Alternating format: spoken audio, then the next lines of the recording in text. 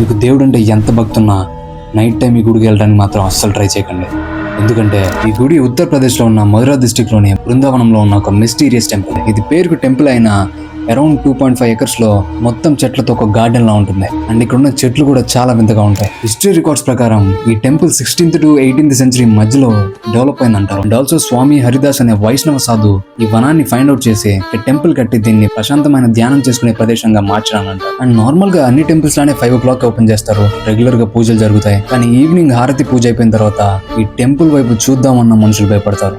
Even day అంతా monkeys and peacocks various birds తో ఉండే ఈ వనం నైట్ అయితే ఒక్క యానిమల్ కూడా కనిపించదు ఈ వనంలో. But why? యాక్చువల్లీ గార్డెన్ లోపల టెంపుల్ తో పాటు రంగమహల్ అనే ఒక గది ఉంటుంది. శాండిల్వుడ్ తో చేసిన ఒక బెడ్, ఫ్రూట్స్, స్వీట్స్, ఒక mug full of water, clothes ఇవన్నీ అక్కడ పెట్టేసి నైట్ టైం ఈవినింగ్ ఆరతి పూజ చేసి పూజారితో సహా బయటికి వెళ్లి గుడి మెయిన్ ఎంట్రన్స్ కి లాక్ చేసి వెళ్ళిపోతారు.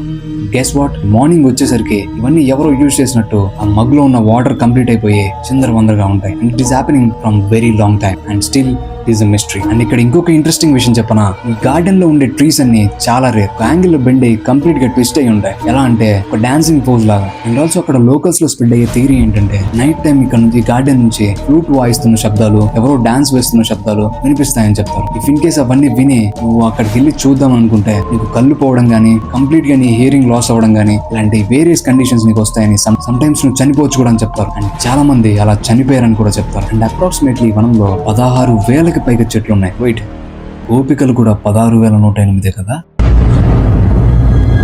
అంటే ఎస్